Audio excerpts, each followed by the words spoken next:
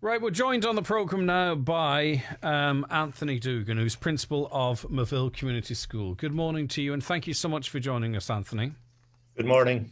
It's great to have you with us, and it's actually great to speak to you because you're in a great position to actually see the impact Mica has had across a whole age cohort. Across our young people, and you've been moved so much to the point where you've written an open letter on the issue. So tell us why you felt the need to write an open letter. What were you seeing? What needs to be done? I've noticed in my staff and in my school since last May, the conversation has completely changed. And the whole issue of Mica has become front and center in the staff room conversations.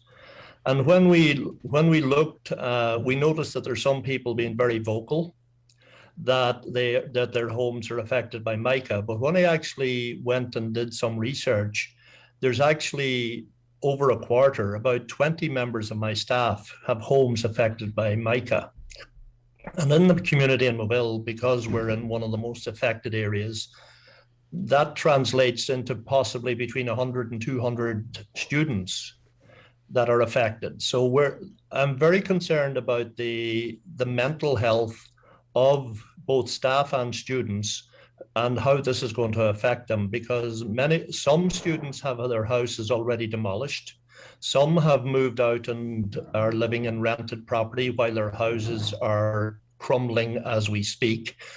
And then there are many others who face that prospect in the next year, 2 years, 3 years, or 5 years. And it's difficult for all of them because, if Micheál Martin stood up in the Dáil today and said, right, this is the scheme that everyone wants, it's ready to go, there you are, an awful lot of the challenges remain. In other words, say, for instance, a young person, everything they've known in terms of their bedroom and their home taken away from them, the potentially long and arduous process of moving out, demolish, rebuild, moving back in. This is, best case scenario, it's a medium-term problem for everyone affected, even if there was the scheme that everybody wanted, Anthony. It doesn't fix everything. We have to deal with this into the medium term, at least. Yeah, there's the logistical issue of actually how do we cope with accommodating so many houses in Donegal that have to be demolished and finding accommodation for those people in a managed way and in a planned way.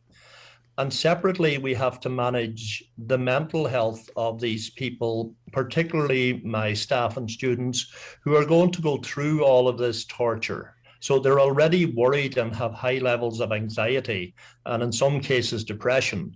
So before they possibly don't even have a report yet, because the issue of actually getting on an engineer's list to get their houses checked is now becoming an issue. They have waiting lists for a year. Most engineers around here now have waiting lists for a year, and that causes its own mental unrest and mental difficulties for people. So I'm really concerned about the level of anxiety. We as a school are asked to provide a professional service, and we do that, and we do that very well. But how we move forward to ensure that continues with so many teachers having to have the distraction of having their houses cracking, crumbling, falling up, being demolished, being rebuilt, and at the same time provide a professional service to the students. I have to be concerned about that. I also have to be concerned about how the students are facing this when their parents are talking constantly about Mica, and this here is affecting them in their home. So they come to school, and it's actually a place where they can escape from the conversation, and it's a safe place. So I want to put services in place that allows them to do their homework in a safe environment, put on additional facilities after school so that we can ensure that they can get lots of other activities done, whether it be homework, whether it be social activities, whether it be games, whether it be sport, music, whatever. So is that almost like mental respite from the crisis? That is a very good way of putting it. Yeah. That we give people the respite from the situation that they have to live 24/7 in their homes, and give them the opportunity to, put on a summer camp for them, so that they can actually just escape and have fun with their peers, rather than have them talk about Mica the whole time, or maybe more accurately, listen to a conversation about Mica the whole time. Yeah, and then with all the other challenges layered on top of that, these are brilliant young people, but they're having to deal with too much, especially through a pandemic. Yeah, and like, we're talking all of this anxiety on top of all the pressures of COVID, but we're also talking about their future plans and their life chances. We're talking about people whose opportunities to succeed, in most cases here, if they want to go on to third level education, they've got to move out of this area. They'll be going to Dublin, they might be living in Letterkenny, Sligo, Galway, Dublin, Belfast. Parents have made plans for that. They've started a savings program for that. And now those savings are at risk of being completely diverted, so that the opportunities for the students here are going to be diminished, because they don't have the wherewithal in terms of financial resources in order to progress to college straight after school. And it might be at best delayed and possibly even deprived. It is a very, like, it's a real learning curve listening to this, Anthony, because it really shows, for those who may not be aware, the reach this crisis has into people's lives, and then potentially what it might have going into the future. Is it unfair to me to ask if you can see the impact this is having on people in terms of their ability to learn? I don't know, through tests or what have you, or are you trying to get in early, having already seen the signs? Like, do you know this is affecting people in their studies? Oh, it most certainly is. I mean, I have English and Irish teachers telling me that their conversations in essays, are coming back about Mica. That would never have happened before. That's not what an ordinary child in an ordinary secondary school actually discusses in their English essay or their Irish essay. There's all of these conversations. Then there's people. What I'm even more concerned about is the people who are quiet and haven't got the confidence to speak about it, and haven't got the language to be able to express their feelings about it. So I'm really concerned that those people who are in a place where they are almost in denial and can't progress in relation to Mica, but it's also depriving the opportunity of progressing in other areas of their academic success or practical class success, where they're being distracted by these thoughts all the time.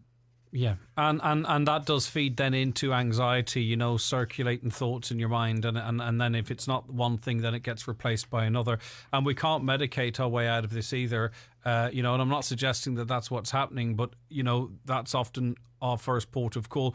Anthony, obviously very clearly you're identifying what's going on here, but I mean, this is a problem no other school with students not affected by this would have to deal with. You can't do all this yourself, though. Do you need more supports from, say, for instance, the Department of Education or other arms of the state to facilitate some of the things that you've been talking about this morning? Yeah, I made representations early June to Donegal ETB and pointed out the situation in my school and made a series of requests to provide, we'd need an additional guidance counsellor, we'd need an additional homeschool community liaison for a period of perhaps 5 years. We want to put on additional facilities for students to be able to do their homework and do their studies and to socialize in a safe place. So we'd be happy to keep the school open to 5, half 5, but we need to get the children home safe. So there's money for buses required, there's after school clubs funding needed, and we're prepared to do that. And we'd also like to do, say, a summer program, say a summer camp for people who are affected. So just to give people, as you said, a bit of respite. So all of those things are requested. Yeah, and I think what we need to expect is that that this is looked at from outside as a problem that's been identified, but not for it to be grouped into Mica, so that if we raise questions, they don't say, well, we are supporting a service in the area to help people who are having difficulties with Mica. This has to be dealt with separately, I presume, and resourced separately. The issue is Mica, but the problems Mica has created, it has to be looked at and targeted and funded, I think, and maybe, I don't know, correct me if I'm wrong, sort of separate to the whole Mica redress conversation, for example. We're already working as a school in a disadvantaged area, and we're dealing with school completion programs and JESH programs and so on. Separately, there is the action group that are they're arguing finances. I'm arguing community mental health. Mm-hmm. I'm arguing for providing to try and assuage the mental health difficulties that are affecting my community, both staff and students, and by extension, the families of the students who attend this school, in order to try and create, a better society and a more caring society for them at this incredibly difficult few years in their lives. Okay. And as well as that too, your letter, obviously, it's quite clear that you have a very strong point of view and a very detailed read on the crisis as it relates to, if you're a homeowner and who's responsible and who's to pay for this, and the whole conversation around that. Yeah, the question is who's responsible. And, there are many different people who are walking away from the responsibility, whether it be the producer of the product, whether it be the people who built the houses, to the insurance companies, the banks, the mortgages. People are now paying mortgages and they can't get any more money because their asset was their home. And then separately, I'm thinking, this isn't about somebody's house. This is about somebody's forever home. So it's much, much more emotional than just money. And I'm not, it's for other people. I'm not affected directly, personally, so the money factor is not an issue for me personally. But professionally, I can see a huge amount of effects happening to my staff and my students. And it's the whole emotional thing that we must also address. And it's for somebody else to argue the case for how much is sufficient. I understand. Finally, I mean, there has to come a point where, you're concerned about staffing levels maybe, or staff being out for one reason or another, or if they decide to move on, recruitment. We're not at that point yet, are we? Or do you fear that could be an issue down the line? No, well, at the moment, we're in the throes of a massive absenteeism of staff due to COVID. Yeah. But there will be effects on the effectiveness of staff and the effectiveness of students to learn and staff members to teach. And we need to be able to provide the supports that allow staff to give them the counselling, to give them the support that they need in order to be able to box that off, so that when they go into the classroom, they're delivering their professional service. And so that I'm looking for additional counselling support for the staff as well as for the students. And is it possible that if a scheme is announced in February and that campaign element of it, which was hugely important and hopefully hugely successful, that we might move to another stage where obviously the problems are there and people have to deal with them individually, but it might be less all-consuming, that in a way may sort of help to diffuse a little bit of this stress and anxiety finally, Anthony? Yeah. If we have a clear and coherent plan that caters for everybody, or the vast majority that can sign up to their plan, then obviously stress levels will reduce. What I'd be most afraid of is that every individual homeowner is left to do all their negotiations themselves. Yeah, that's a very good point as well. Listen, it's been very interesting and educational as well, Anthony, talking to you to get an insight into how deep the roots of this problem can go and where they can go. So thank you very much for that. It's greatly appreciated, and keep up the great work. Thank you. You're very welcome. Take care of yourself. Okay, wasn't that interesting? People acutely aware who are living it, but Anthony sees the impact when something is so widespread amongst the community, its impact on the teachers, the teaching cohort, and not only those that are directly affected, but of course then, that sort of seeps through those to those, of course, who are not directly affected. And the essays and work coming back from students as it relates to, English essays, essays in Irish, and Mica keeps coming up.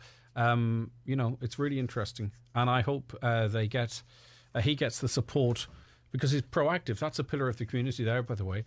He's been proactive in saying, look, we need to sort out a bit of mental respite in the evenings, summer camps, something to look forward to, something else. All right. Okay, listen, that's interesting. Back after these.